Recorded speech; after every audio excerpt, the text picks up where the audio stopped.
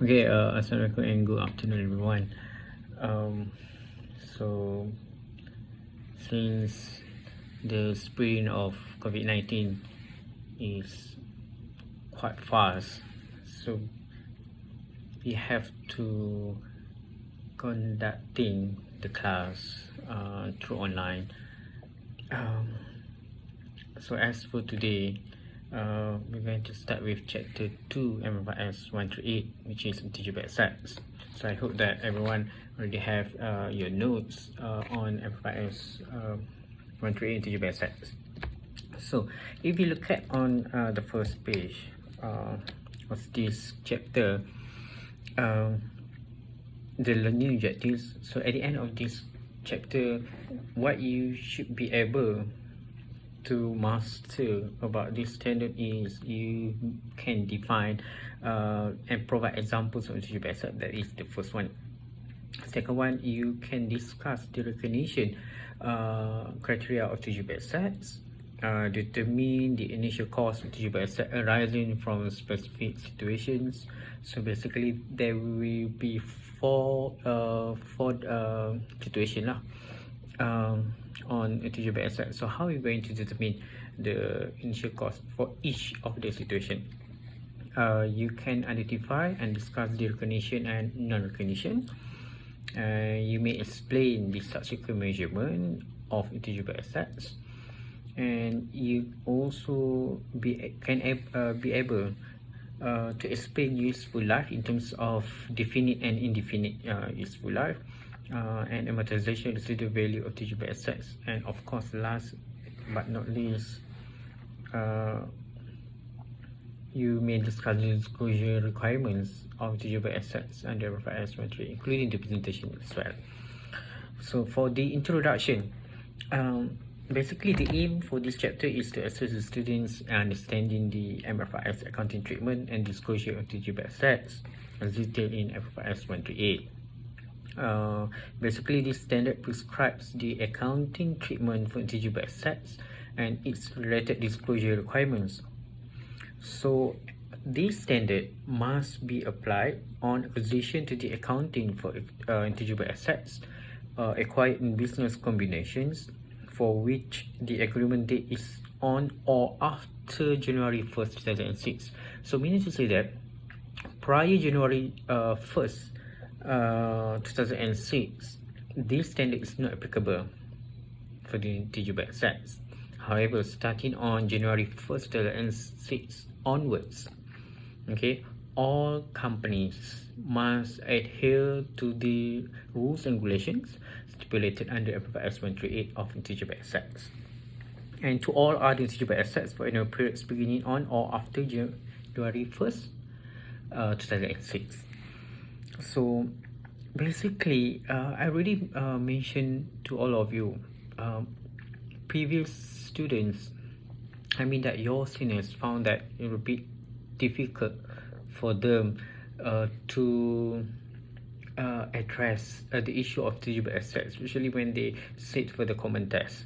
I found that the students were unable to score high marks for this standard. And back to the notes, before you proceed with the first one, which is the objective or the standards, what are the main accounting issues for intangible assets? So the first one will be identifying the criteria for recognizing intangible assets. Second one, measuring the amount of intangible assets. The third one, determination of subsequent carrying amount and its amortization. And lastly, presentation and disclosure in the financial statements.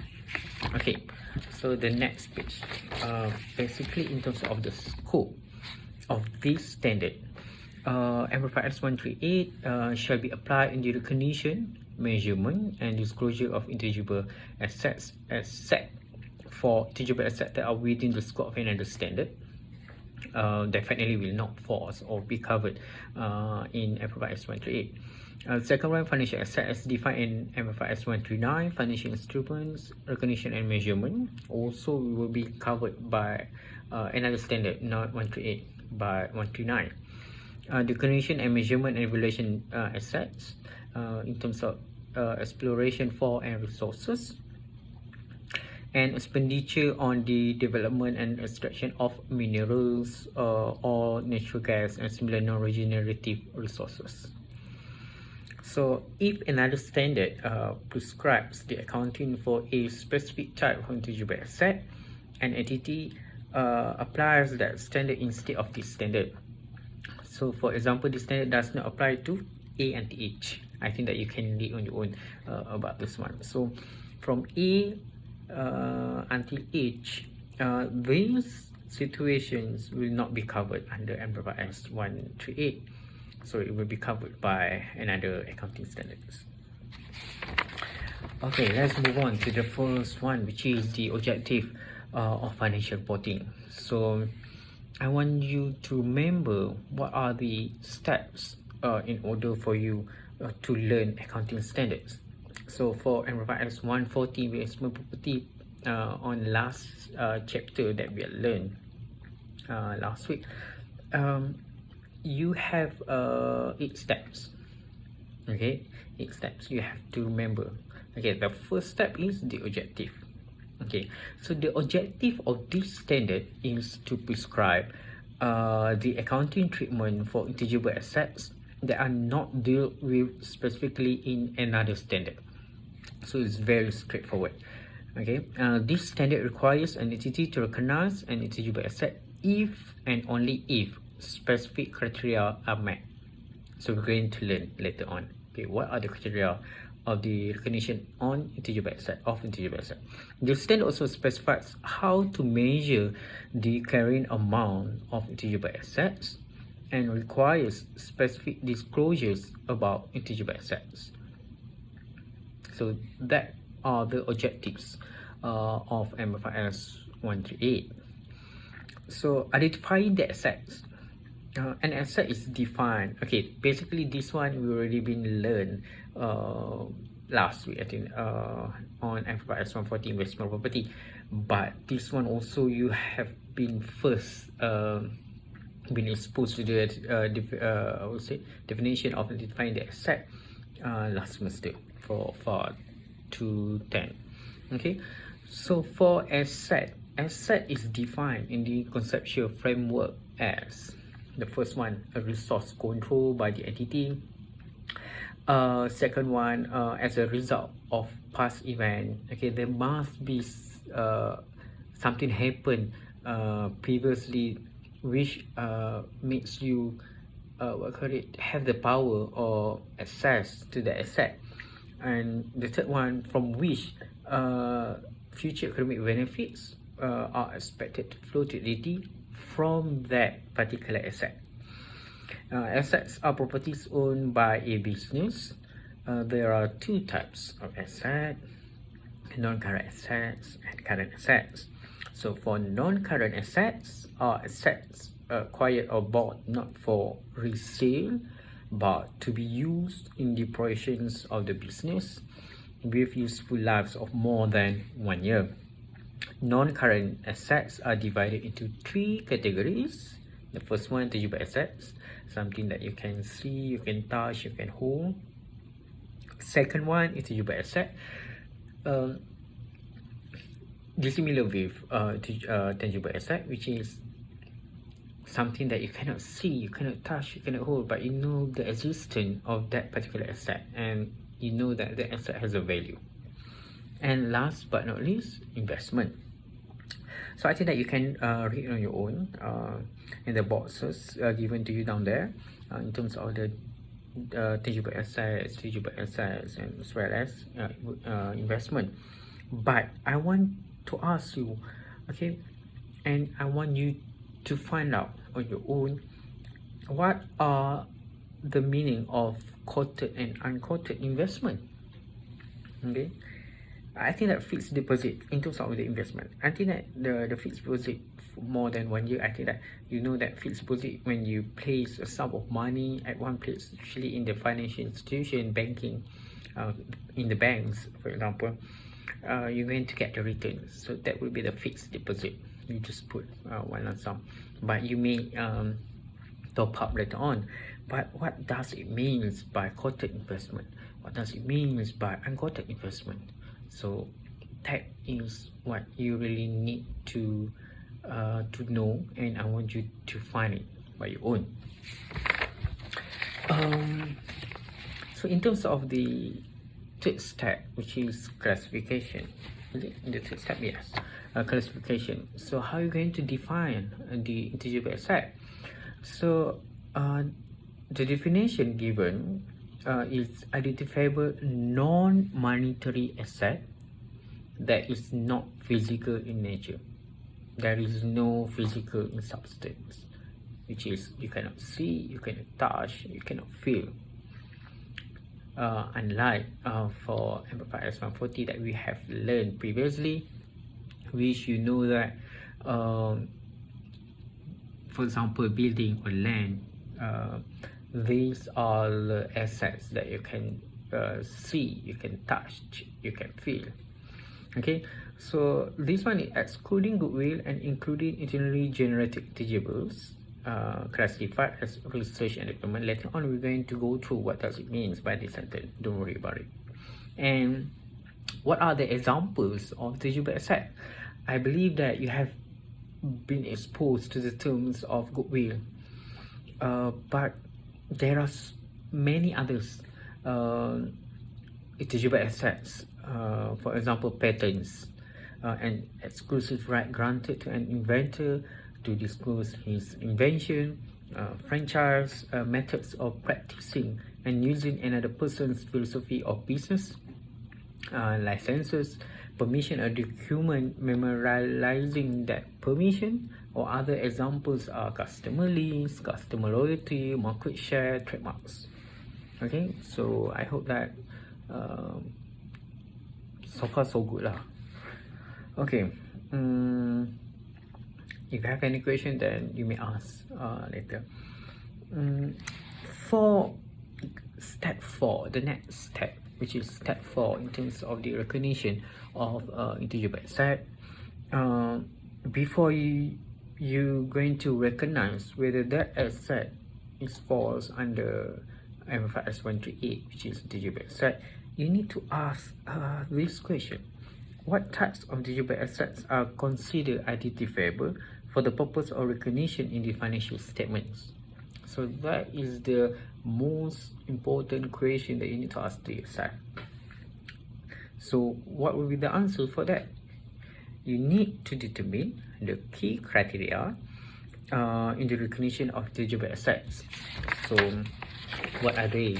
There are 3. Okay, so the first one is identifiable, which is separable from the entity or it arises from contractual or other legal rights. For example, copyrights, patents, trademark, franchises. The second criteria, which is basically the second criteria, is control over resources. The entity has the power to obtain future economic benefits from the asset and restrict others from access to these benefits. And the last criteria, the number 3, is future economic benefits. So the use of the asset, or basically in terms of this standard, which is the intangible asset, the use of intangible asset will bring about revenue from sale of products and services, cost savings or other benefits resulting from the use of the asset.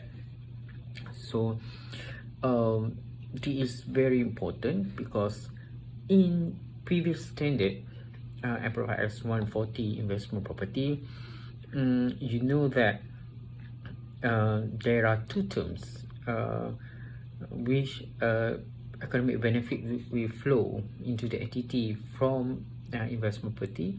What are they? The first one is in terms of rental income, and the second one in terms of capital appreciation. But in this standard, the terms the economic benefits that will flow into the entity in terms of the sale of products or services, cost savings, or other benefits. So basically, in terms of the products or services, the sale of products or services, of course, when you selling, for example, when you sell t-shirt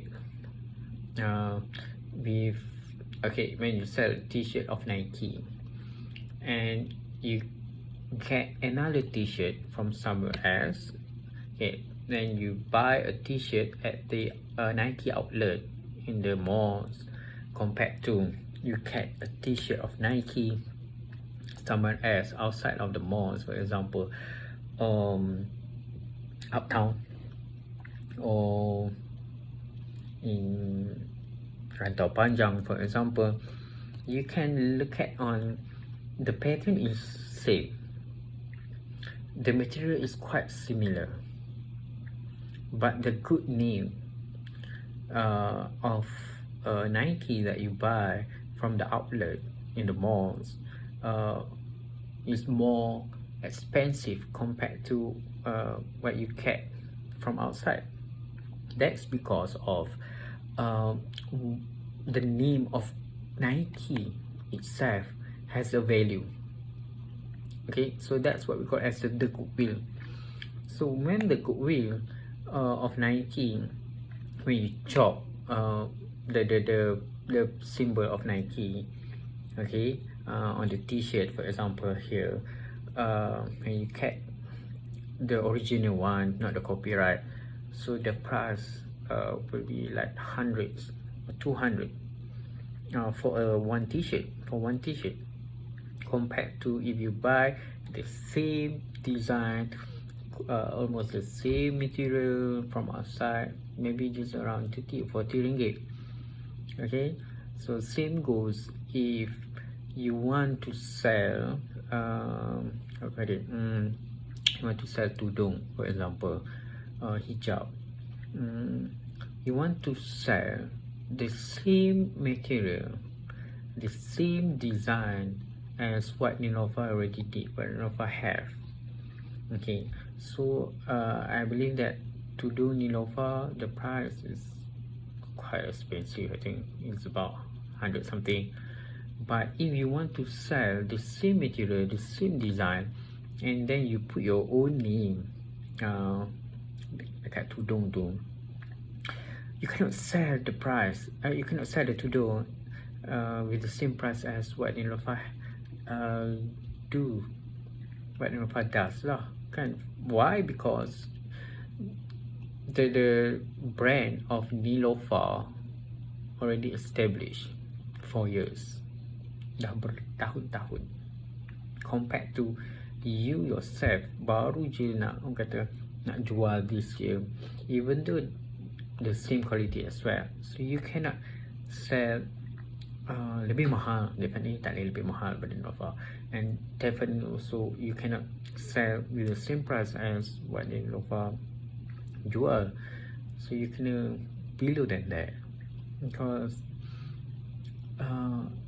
brand you masih lagi tak strong, it's not yet been established in the market, so you cannot simply jual dengan harga yang kata sangat mahal lah. Okay, now so in this step 4, okay, the initial condition, okay, for 1.5.1, an intangible asset is recognized when it meets the definition of an intangible asset and the recognition criteria. So there must be 2 points here. So how are we going to recognize the intangible asset? The first one, it meets the definition of an intangible asset, and the second one, it meets the recognition criteria, which is it's probable that the future economic benefits is expected to flow into the entity, and also the cost of the asset can be measured reliably. Okay, so that is in terms of the initial condition, in terms of the cost. How about the spend recognition? So expenditure does not form part of the cost of an intangible asset that meets the recognition criteria, or it is not required in a business combination. Expenditure on an intangible item that was originally recognized as an expense shall not be recognized as part of the cost of an intangible asset at a future date. Okay, for example, I give you an example. I give you a situation now. Okay, for instance, let me check first. Okay, you acquire another company to be, you absorb, for example, you absorb another company. That's what we call as amalgamation, if I'm not mistaken. You absorb another company, and then the recognition of that particular intangible asset during the amalgamation date, you recognize as an expense, meaning to say that you written off. Okay, you written off the amount, and somehow you feel that after a few months or the next accounting period, the next year, you feel that you have mistakenly written off the amount, maybe due to the you found that there was a decrease in terms of your profit, because when you written off, your expenses will increase definitely, so your profit will decrease. And then you decided to taken out the amount that you have written off previously to be included as part of the cost of your intangible asset at a future date. So that is wrong, so you cannot do that. Okay, once you have written off in the expenses in the SOPA, okay, under expenses, then that is it, you cannot change anymore. Okay, so for recognition of subsequent expenditure, most subsequent expenditure are written off. Most are written off as an expense in SOPA because of the maintenance in terms of security and contract. Because when you have the maintenance of the intangible asset instead of the security, because you need to hire maybe bodyguards or maybe personnel, okay, to safeguard your intangible asset, or maybe you need to put CCTVs in your companies as well. So the maintenance of the security, in terms of the securities, in terms of the contract, will be written off, because it will not increase the value of your intangible asset. So this one will be considered as revenue expenditure, not capital expenditure. Okay, the nature of intangible asset is such that there will not be replacement of parts or additions to them. So this is not like investment property, which you can make an extension to the building, you can do something on the land. Okay, so the last one, it is difficult to attribute the subsequent expenditure to a particular intangible asset rather than the business as a whole.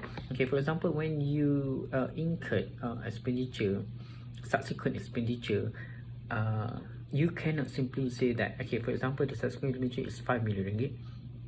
You cannot simply say that the 5 million ringgit, out of 5 million ringgit, 1 million goes to intangible asset, another 4 goes to the company, because you have to bear in your mind intangible asset and the company is two different things.